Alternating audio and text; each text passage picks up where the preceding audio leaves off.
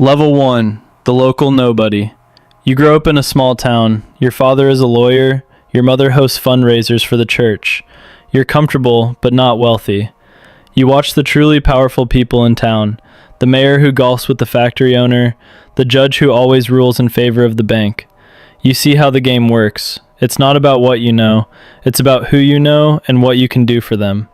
You learn early that people believe what they want to believe. You learn that a firm handshake and steady eye contact can make someone trust you more than facts ever could. You run for student body president in high school. You don't care about the student body. You care about winning.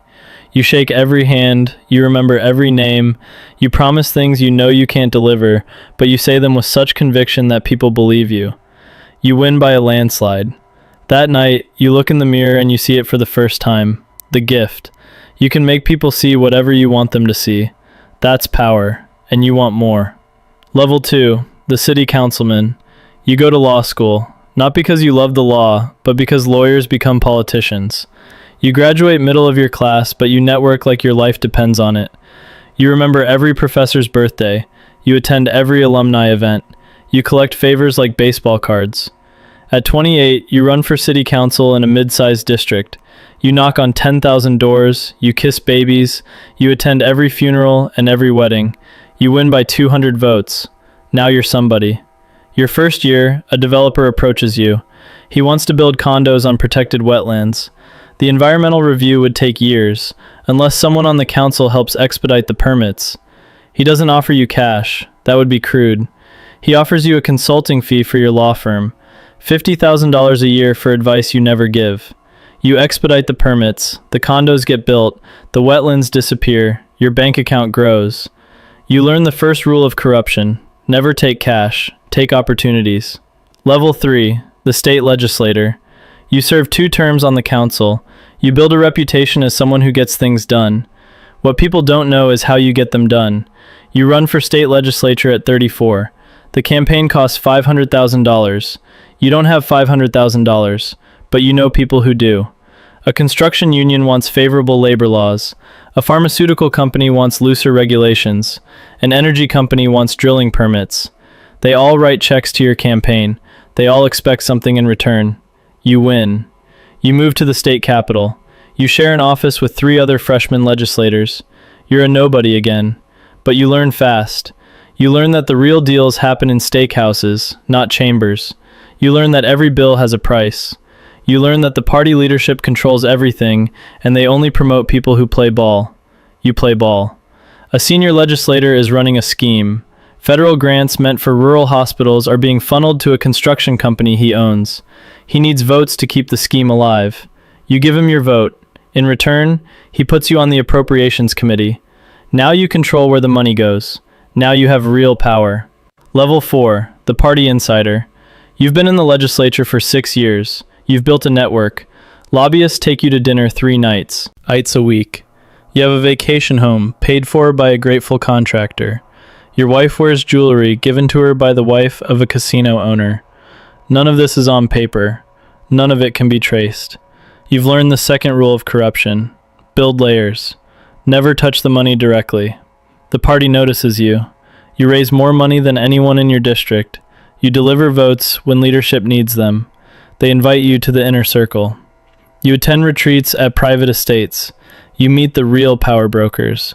Billionaires who never run for office, but who decide who does. They look at you and they see potential. They see someone hungry, someone controllable. They start grooming you for higher office. They introduce you to media consultants, pollsters, and image coaches. They're building a product. The product is you. Level 5, the congressman. You run for Congress at 42. The party clears the field. No serious primary opponent. They spend $3 million on your campaign. You win by 15 points. You move to Washington. You rent a shabby apartment near the Capitol because it looks humble in photos. Your real home is a condo in Georgetown, paid for by a lobbying firm that employs your college roommate. In Congress, the corruption is industrial. Defense contractors, insurance companies, tech giants. They all want something. They all pay for access. Your chief of staff used to work for a pharmaceutical lobby. Your legislative director will work for an oil company when she leaves. The revolving door never stops spinning. You sponsor a bill that helps a tech company avoid antitrust scrutiny. 6 months later, your wife gets a consulting contract with that company, $200,000 a year.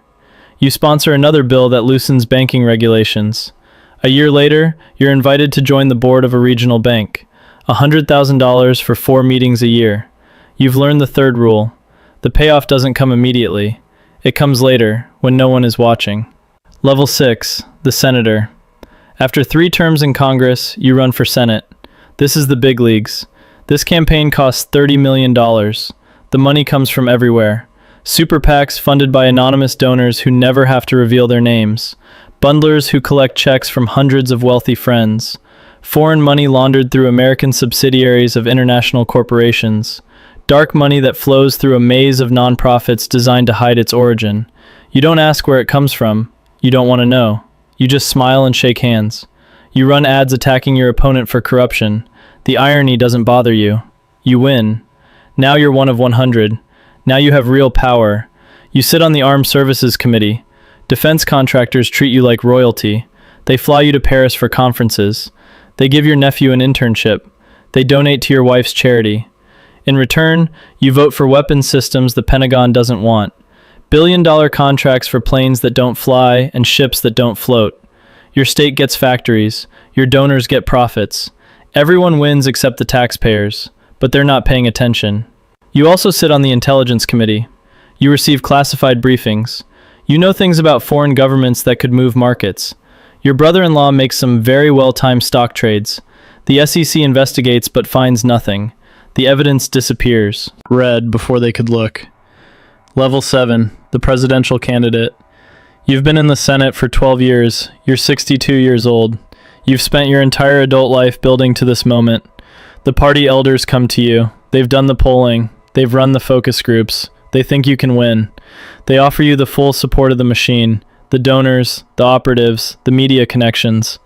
In return, they want assurances. They hand you a list of cabinet positions and judicial appointments.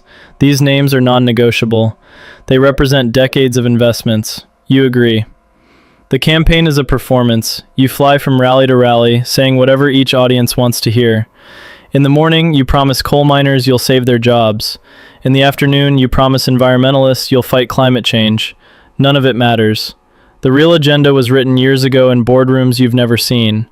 You debate your opponent on television. You lie with absolute confidence. Fact-checkers count 47 false statements. Your poll numbers don't move.